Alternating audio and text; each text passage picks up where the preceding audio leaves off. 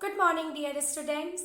Here I am back with the exercises of lesson 2nd, that is Vesuvius comes alive.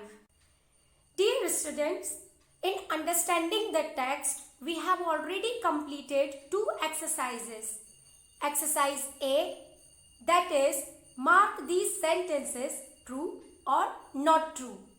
And exercise B, that is answers these questions. Now let's have exercise C, and that is look at these lines from the text and answer the questions. Dear students, here we are having some lines from the text and along with that there are some questions. Already PDF of this lesson has been sent. Now let's have the reading of these questions and answers. So the first question of this line is, why did the man not like the messages? The answer is, the man did not like the messages on the wall because he thought they were boring. So the old man was taking the messages which were written on the wall boring. Now let's have the next question. What did he do? So the answer is, he wrote a short poem addressing the wall. By writing a short poem or some lines on the wall, he expressed his view for the wall. Now let's have the next one. The second line is, why aren't they listening to me? Thought the man worriedly.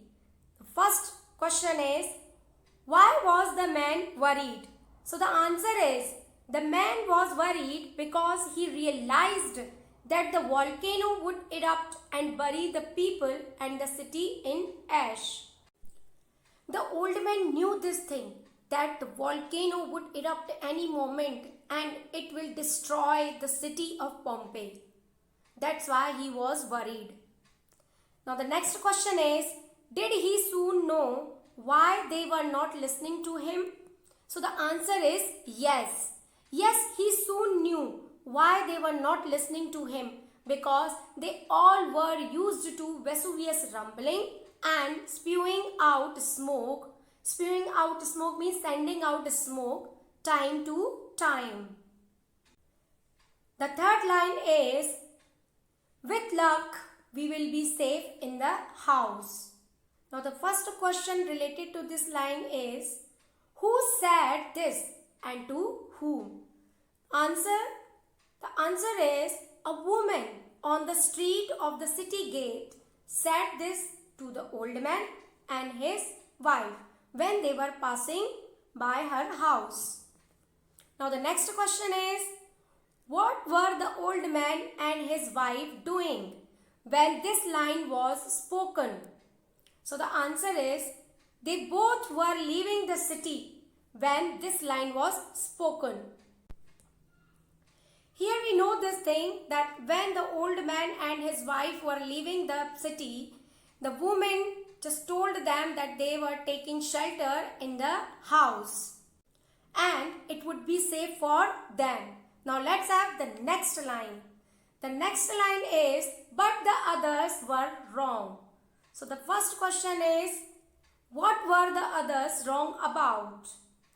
The answer is, they were wrong in thinking that the Vesuvius would not erupt. Here, the people of city of Pompaii were wrong, as they were not taking seriously the rumbling of the Vesuvius and the smoke which was coming out from the volcano. So this time they were thinking wrong, that the Mount Vesuvius would not erupt. Next question is, who was right in the end? So the answer is, the old man.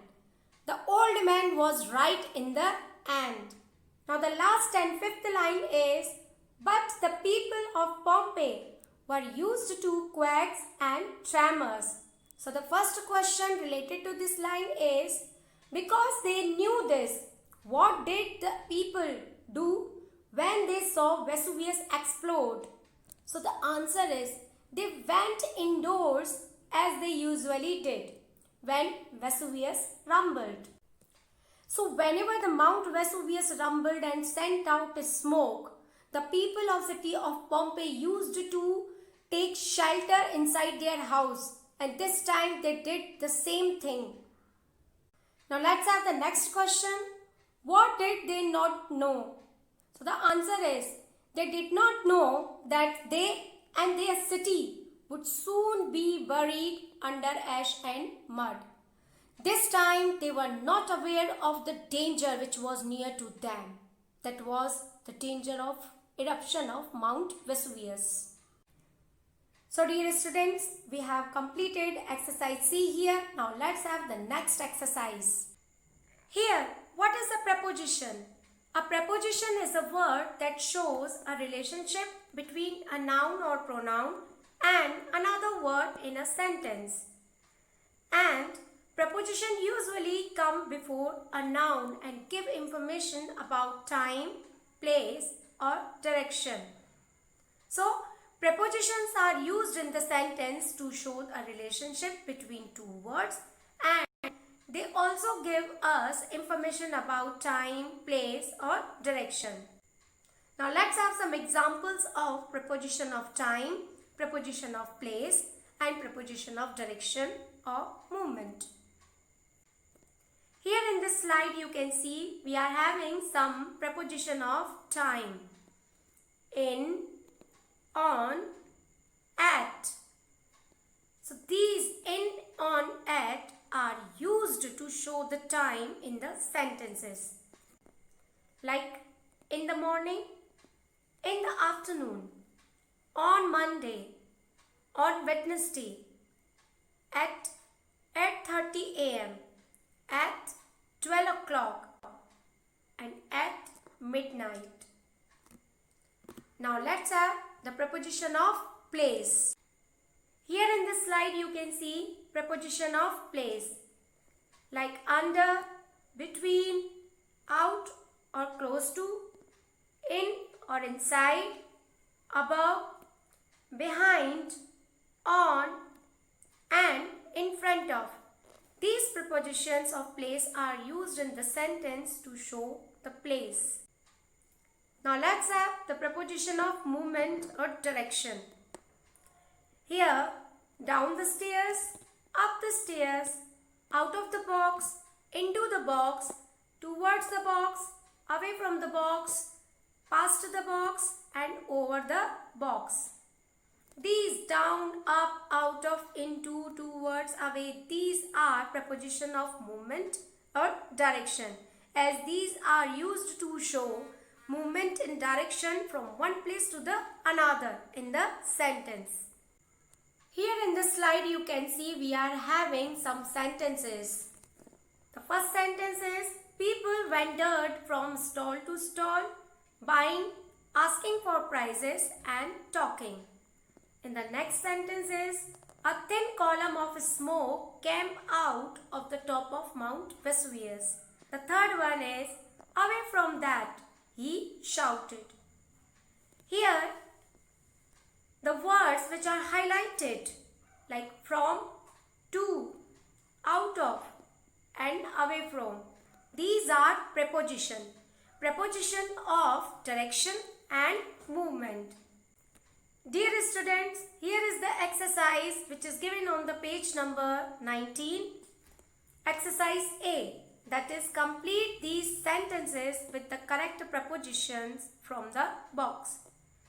Here we are having some prepositions like across, into, to, out of, from and towards.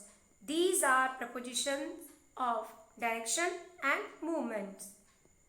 The first sentence is done for you, that is, John will be travelling from England to France next week.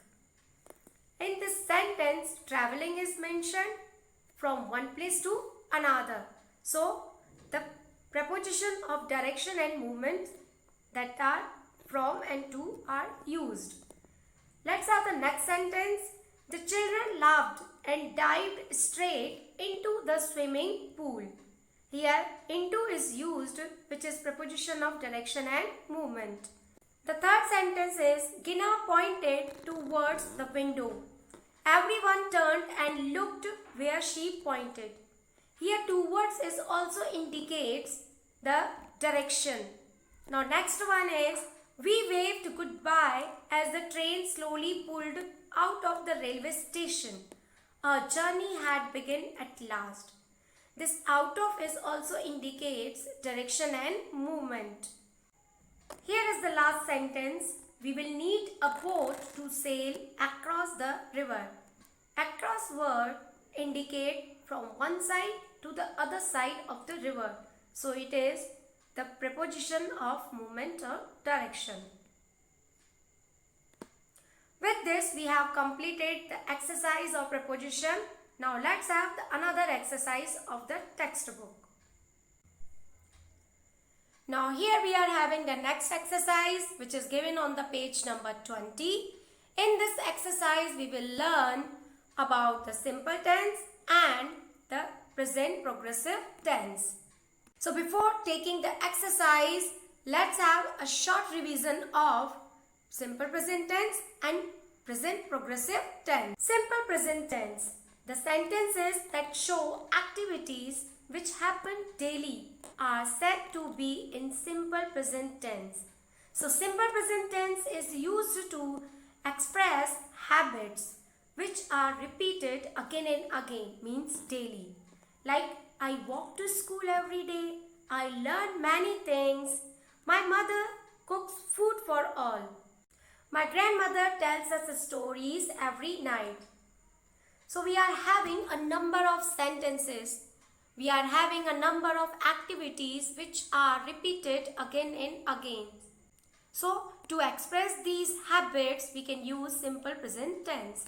The another use of simple present tense is to express general truths.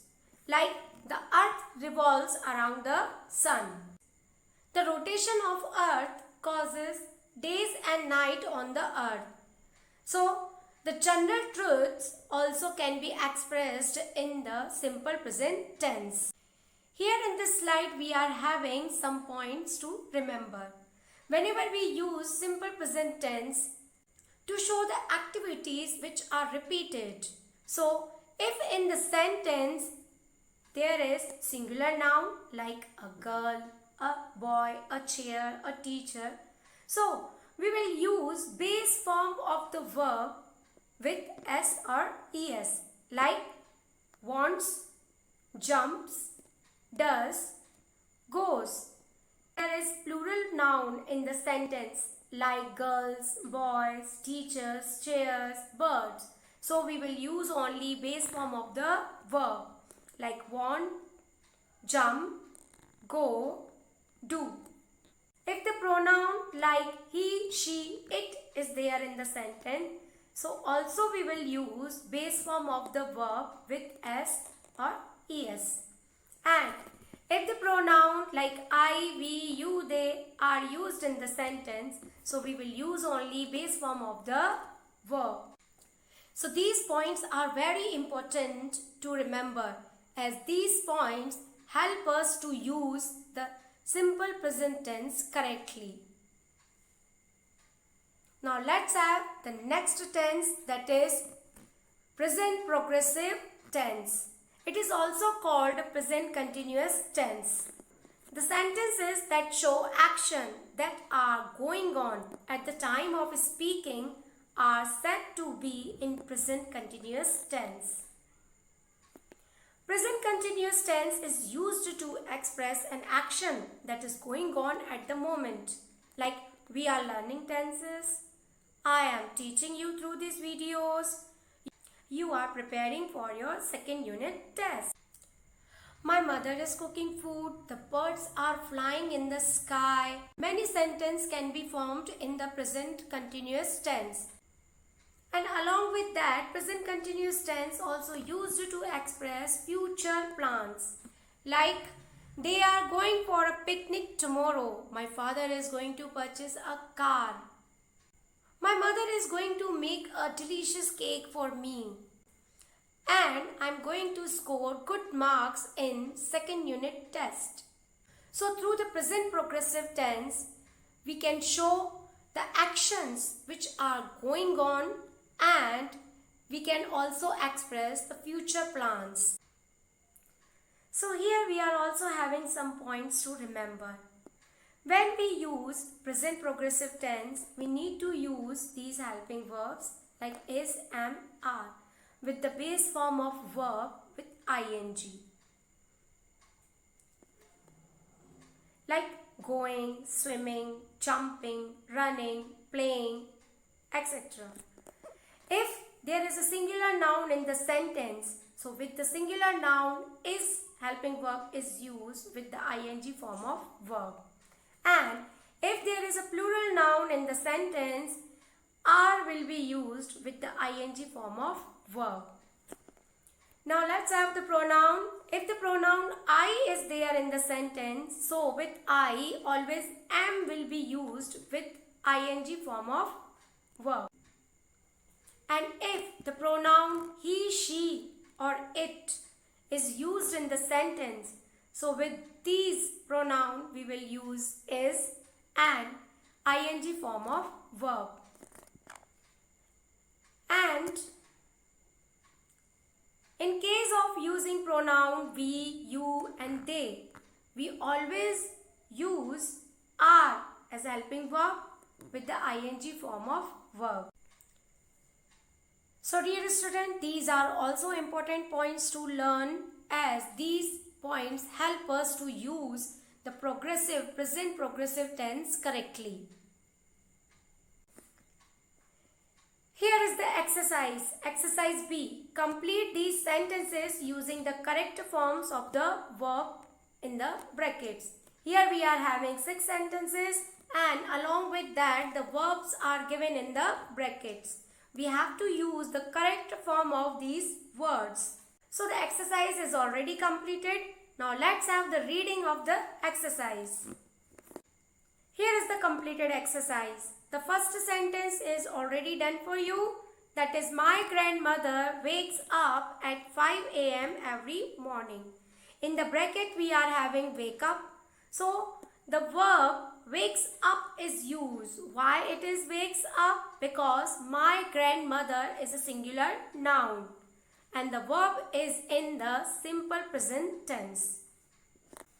Let's have the second sentence.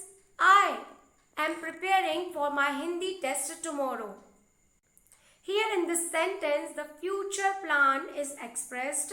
So the prepare verb is used in the present progressive tense. As I pronoun is used here, so with I am helping verb will be used with ing form of verb.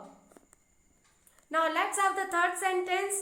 Exercising every day keeps us healthy and strong.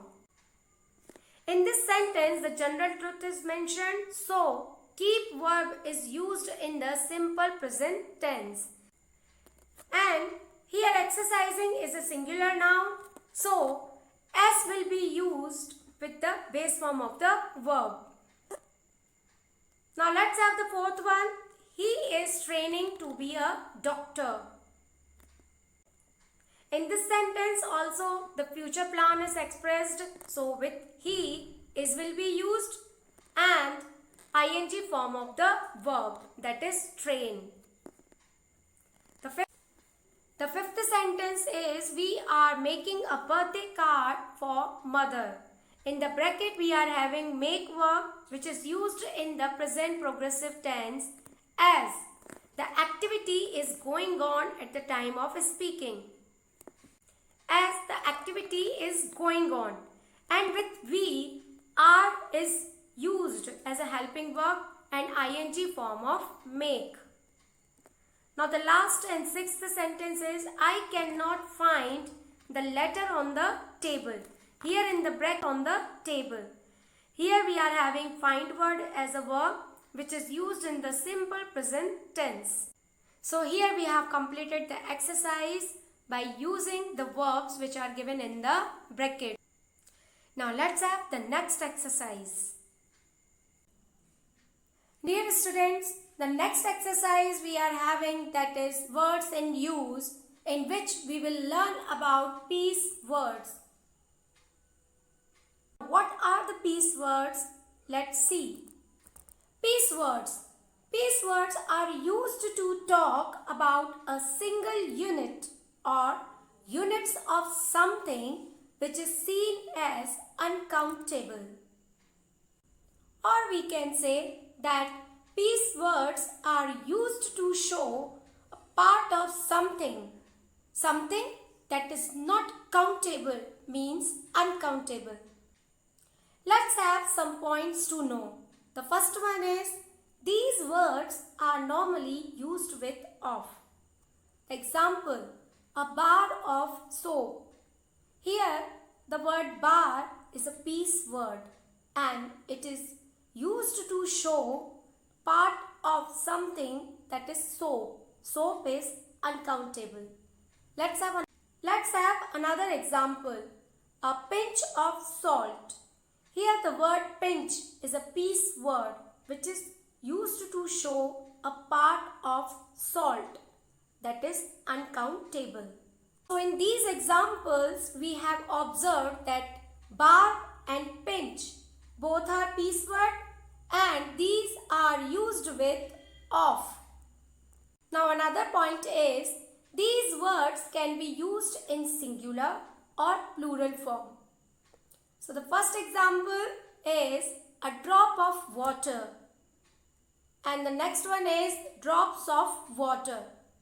So drop and drops both are piece words and in the first example drop is in singular form and in the second one drops that is in plural form. Let's have another example. A bit of paper. Here bit word is a piece word and it is in singular form. And next, and in the another example, bits of news. Here bits is a plural form of piece words. So piece words are used in singular form and plural form both. Now let's have the exercise related to piece word. Here the exercise A, all the words in the box are about parts of something. For example, bits of pool. Some are small parts, others are large. Place each of these words in the correct column. We are having a box of some words. These words are parts of something, something that is uncountable. Some are small parts whereas some are large parts. So first we will keep them in the separate column of small and large. Here you can see that flake, bits and grain. These are small parts of something. So we will place them in the column of small parts. And chunk, strips and scoops. These are the large parts of something. So these will be placed in the column of large parts. Here we have placed these words in the correct column. Now we will use them to complete the phrases given on the next page. Here is the exercise which is given on the page number 21. Choose the correct words from the table on the previous page to complete these phrases. So here the exercise is already completed. The first phrase is a grain of sand. Here grain word is a piece word. Next, 2 scoops of ice cream. Here scoop word is piece word. Third is soft flakes of snow. Here this flake word is piece word. The fourth one is long strips of cloth. Here strip word is a piece word.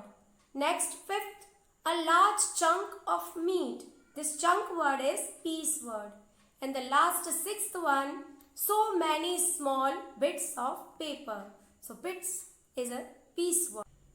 Here one thing is to be noticed that grain and chunk, these both piece words are in singular form and scoops, flakes, strips and bits, these are in the plural form. So here we have complete all the phrases by using these words. Now let's have the next exercise. In this exercise, we will learn about the verbs which are used to describe natural events.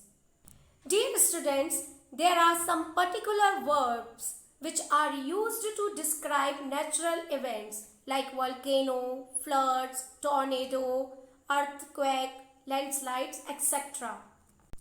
Here you can see in the box we are having some verbs like erupt, spew, sweep through, rumble and stream out.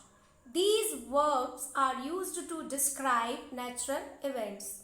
So in this exercise, we will complete these sentences by using these verbs and along with that the hints which are given in the brackets. You can see here the brackets, and in these brackets some words are given which we need to use to complete these sentences.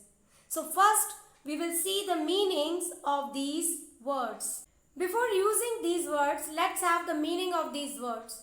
The first one is erupt. Erupt means to explode and send fire, smoke and molten rocks into the sky. The second one is spew. Spew means to flow out quickly in large amount. It is specially used for smoke and gases. Third is sweep through. Sweep through means to move or rush quickly through something or some place. The next word is rumble. Rumble means to make a continuous, deep, heavy sound. Now the last one is stream out. Stream out means to flow quickly and in large amount without stopping. So now it's time to use these words to complete the sentences. Here the exercise is already completed. Now let's have the reading of the sentences. The first sentence is, the pollution in the village is because of the smoke spewing out of factories. Here you can observe that the correct verb spew and the hints which are given in the brackets are used to fill the blanks. Here you can observe that the sentence is completed by using the correct verb spew and the hints which are given in the brackets. Now the next sentence is, a volcano erupted in Iceland and the cloud of ash spread across the skies. In this sentence, erupt verb is used to describe natural event, that is volcano. Now let's have the third sentence. I feel that there may be a storm tonight. I hear thunder rumbling. The rumble verb is used here to describe the natural event, that is thunder. Now let's have the fourth sentence. Here water came streaming out of the tap when I opened it. Now let's have the fifth and last one. As the tornado swept through the forest, it uprooted many trees.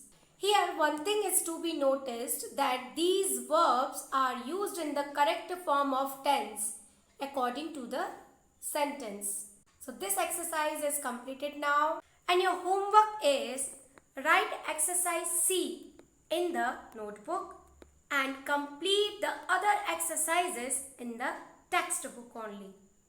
So dear students, we will meet in the next video with new lesson. Till then, be happy. Thank you.